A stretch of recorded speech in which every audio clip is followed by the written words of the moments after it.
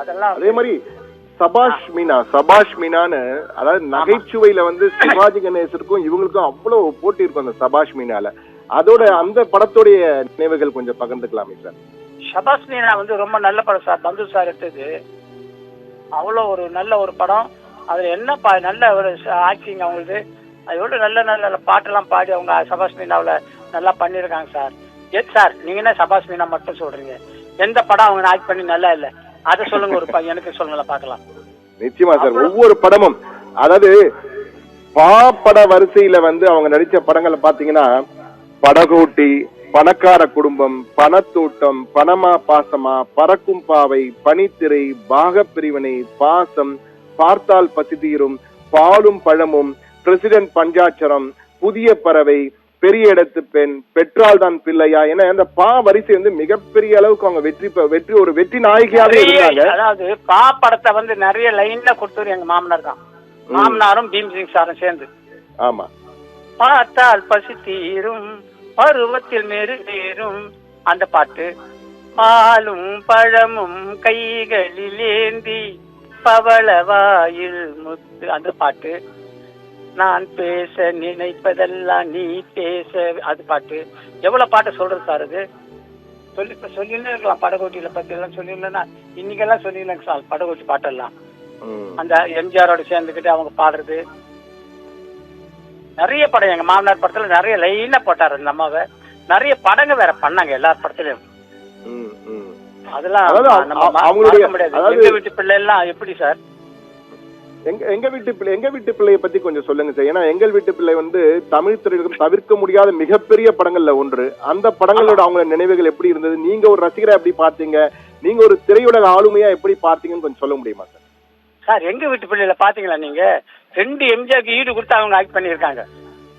அந்த அம்மாக்கு கூட அந்த அம்மா இன்னொரு ஹீரோனி இருக்காங்க. அந்த அம்மா பேர் வந்து பரவாயில்ல, ரத்னா.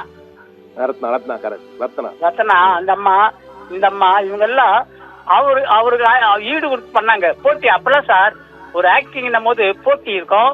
அதே மாதிரி ஒருத்தர் ஆக்ட் பண்ணும் போது இன்னொருத்தர் எதிர்க்க பாப்பாங்க சார். அவங்க எப்படி ஆக்ட் பண்றாங்க, அதை விட நம்ம என்ன பண்ணலாம், இப்படி எல்லாம் பாப்பாங்க. இப்ப அப்படி இல்ல. ஒரு ஆக்டர் ஆக்ட் பண்ணியிருந்தா ஒருத்தர் வெளியே போய் சேர் போட்டு உட்காந்துக்கிறாங்க. அப்ப அப்படி கிடையாது.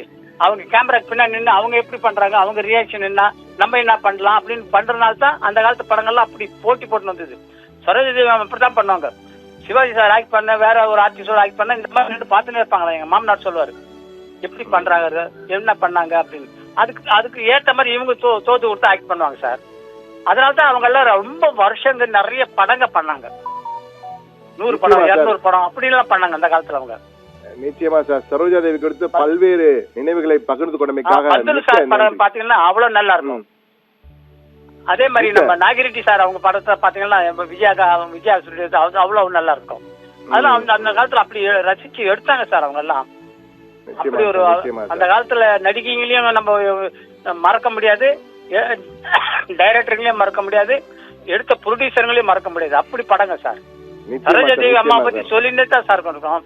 கன்னடத்துல வந்து தமிழ்நாட்டுல அப்படி கொடி கட்டி பறந்தவங்க சார். என்ன ரசிகர்கள் சார் அவங்களுக்கு. நான்லாம் தியேட்டர்ல போய் நிப்பேன். அப்படி என்ட்ரான ஒண்ணு அடிப்பாங்க பாரு விசில், அது இதெல்லாம் பேரகன் தியேட்டர்ல எல்லாம். ஐயோ, நான் சின்ன பையன் சொல்லுவாரு, படம் ரிலீஸ் ஆகுது போய் பார்த்துட்டு எப்படி ரசிக்கிறாங்கன்னு. அது இந்த அம்மா வந்த உடனே அப்படி ரசிப்பாங்க சார் இந்த அம்மாவை. என்ன ஒரு ட்ரெஸ் போட்டாங்கன்னா கூட அவ்வளவு அழகா போடுவாங்க. ஒரு சும்மா ஒரு ஹேட் தலையில இருப்பாங்க, அது ஒரு ஸ்டைலா இருக்கும். என்னென்ன பண்ணாங்க. நாடோடி ஆட வேணும் ஓடோடி, அதெல்லாம் பாத்தீங்கன்னா எம்ஜிஆர் அந்த குரூப் அவங்க எல்லாம் சேர்ந்து அவ்வளவு நல்லா ஆடுவாங்க. அந்த பாட்டுங்கெல்லாம் ஒரு பாட்டுங்களும் ஒரு அந்த ஒரு பாட்டை கேட்டுக்கிட்டே இருக்கலாம் சார். அவங்க பண்ண படங்க எந்த பாட்டை சார் நான் நல்லா இல்லைன்னு சொல்ல முடியும், எந்த படம் நல்லா இல்லைன்னு சொல்ல முடியும். எல்லா படங்களும் நல்லா ஓடி இருக்கு அவங்களுக்கு. அதுல முத்திரை படிச்சு என்னன்னா எம்ஜிஆர் சரோஜா தேவி அப்படிதான் சொல்லுவாங்க. அதுக்கு முன்னாடி காலத்துல எம்ஜிஆர் பானுமதினுவாங்க. பானுமதிக்கு அப்புறம் எம்ஜிஆர் சரோஜா தேவி தான் சொல்லியிருந்தாங்க தவிர மற்ற நடிகர் யாரையும் சொல்லவே இல்லை அந்த மாதிரி.